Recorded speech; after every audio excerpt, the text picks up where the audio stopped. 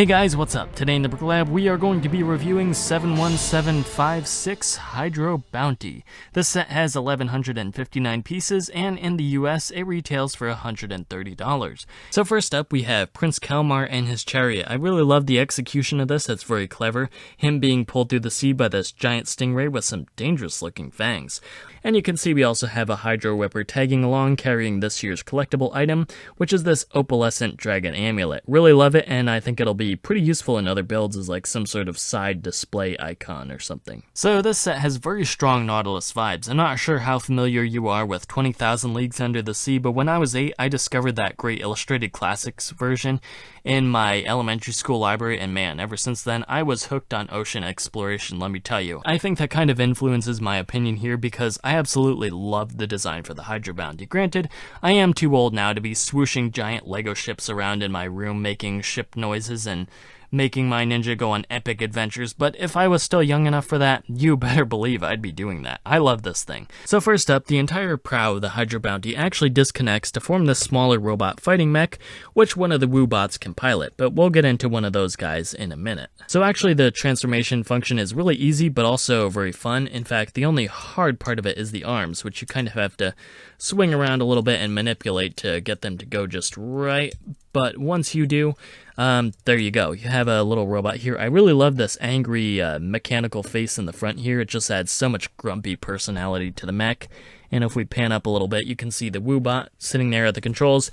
There is kind of limited articulation on this thing. You're going to be relying on the hinge here for a lot of the arm movement, which is kind of unfortunate, but really, what are you realistically going to expect from a mech this size that also plugs into the front of a ship? And I will say a slight downside is that the front of the Hydro Bounty doesn't look nearly as cool without the mech in place, but at least LEGO also gave us this rotating Hydro Gatling Gun here, or whatever you want to call it. One play feature that I do find really odd though is the transforming function on the back here. There's a little lever right here, and if you pull it out, the sides of the Bounty pop up like this. So I'm not sure if it's supposed to be attack mode or what exactly it's supposed to be. It can't be flight mode like the other bounties because this is a submarine. Although I guess you could also pretend it's a spaceship and maybe this is space mode, but I don't know. It just kind of seems like a weird play function to include since it doesn't serve any purpose as far as I know. So turning our attention to the interior, you can see one of the coolest functions that we've had on any bounty yet, and that is the fact that you can lift up the roof here and pull out two of those smaller Ninja Pod submersibles. One thing I really don't like though is how narrow the Bounty is. It's really kind of tough to get these pods in and out, which is a little bit unfortunate. I'm kind of afraid that I'm gonna scuff up the stickers here.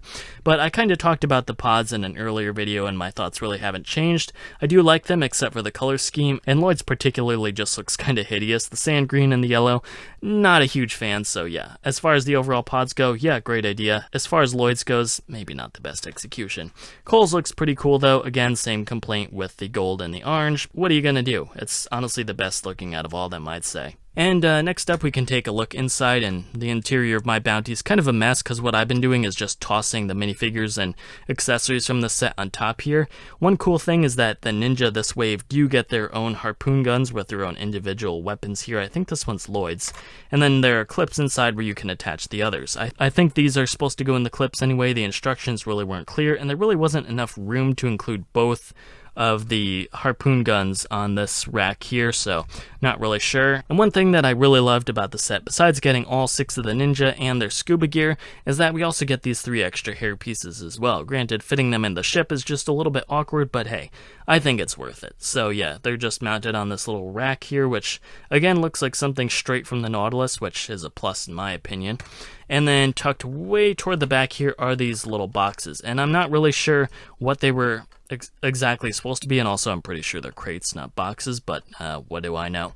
Anyway, so what I've been using them for, and I don't know if this is the actual purpose, is to store all the Ninja flippers while the Ninja are in the Bounty. One of the downsides that this Bounty has is the lack of space in the interior.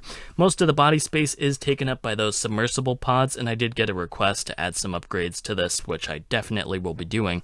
But yeah, there's only room for 4 Ninja in the main cockpit, which works out good because we do have 2 pods included, but it is kind of a shame. So if we take the Ninja out here, we can kind of see their little stations, and I will say, For using the space that they had, LEGO actually did manage to make pretty efficient use of it. We have the pilot's seat up here, or the captain, I guess I should say. And then we have two little side control panel things here, maybe for controlling the weapon systems or the Woobots, and then one in the back here. And then there are also these clever portholes on the sides. I really like the way that LEGO was able to give the illusion of these being rounded with these golden ring pieces. And one other play feature that I forgot to point out earlier was the fact that there are spring-loaded shooters on the front here. I did think it was weird that there was only one per side, since there is enough room here to include another one beneath it. I'm not sure why LEGO felt that only one was appropriate, because you could easily add in another, so I'm not sure if this was just a cost-saving measure or what it was, but you already know how these things work. You push down, and you've lost it forever. Alright, and here we have all 6 of the Ninja from this wave, included in one convenient set. Is that a plus? Big plus. So I will say I'm not going to go into excruciating detail on the Scuba Suits here. I'm sure you already have seen everyone else's reviews on them. I will say I wasn't super impressed at first, but they have won me over, especially with the fact that you can include a sword in the oxygen tank here. It looks super cool. Of course, the only downside is that once you pull it out to fight all the bad guys, your oxygen supply is going to dissolve into the ocean and you're probably going to drown. But hey, it looks pretty cool while you got it in your sheath. The Ninja Suits have kind of grown on me. I do like Zane's especially. The rest, they're honestly kind of forgettable. I'd honestly forgotten once they looked like once I put them in the bounty, so that really doesn't say good things about it. Next up, we have Kalmar, and I already talked about him a little bit in the previous video, so I'm not going to bore you with all the details here. Basically, I think he's a super well-designed figure. He is fairly hideous, but I think that goes well with the character. If I was making ninja stop-motion animations, definitely he'd be the starring villain. Well, obviously, because he is the main villain, but you know what I mean. He's fearsome and he's memorable. So as far as minifigures go, he's pretty solid. In fact, I honestly wouldn't be surprised if he becomes the new Pythor. Last up, minifigure-wise, we have my favorite Ninjago minifigure ever, the Woobot. Okay, fine. It's a little bit of an exaggeration to say they're my most favorite minifigure ever, but I do love the design of these. They go very well with the design that we got from Hidden Side last year, and they're a nice little throwback to the TV minifigure that came out with the Alpha Team wave way back when. And the coolest thing is that the set actually comes with 2 of them. Why? Don't know, but I'm not complaining. And that brings us to the box. Now, I know I've said in previous reviews that I didn't really care for boxes that much, but that's the case now. Definitely not the case when I was a kid. Back when I was a kid, I used to spend hours poring over the box art and like the catalogs and on the shelves at the store, so yeah, I would have really loved this one as a kid. It's got a nice little action shot with the bounty chasing after Prince Kalmar and all the ninja in hot pursuit. And then of course we have a nice little shot here in the back with all the features of the set shown off, including room for storage of the little ninja pods here and the bounty, which is super cool. And then of course more action shots of the ninja in action and some of the features of the bounty. So overall, as far as box art goes, pretty nice. Would have sold me on this as a kid, definitely. So final thoughts. Do you get the set? Or do you not? Well, that decision really comes down to you, so I guess I'm not sure why I'm including this section at all.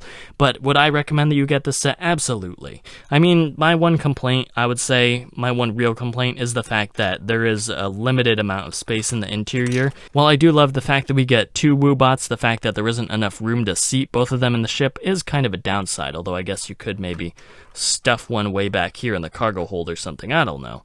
It seems kind of disappointing, to be honest, but it is an easy enough fix. Just take out the subs, add in a couple ninja stations there, and you're good to go.